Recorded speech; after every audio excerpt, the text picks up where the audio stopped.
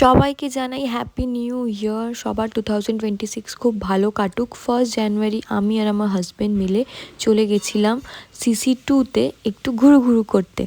Specially আমার হাজব্যান্ডের কাজের এখন একটু চাপ চলছে বলে আমরা একসাথে টাইম স্পেন্ড করতে খুব একটা পারছিলাম না। তো সেদিনকে ছুটি ছিল বলে দুজনে মিলে চলে গেছিলাম CC2-তে একটু নিজেদের মতো করে টাইম স্পেন্ড করতে। গাড়িতে যেতে যেতে অনেক আনন্দ করেছি, মজা করেছি, গল্প করেছি, গান গেয়েছি। দিয়ে আমরা পৌঁছে গেছিলাম আমাদের CC2-তে।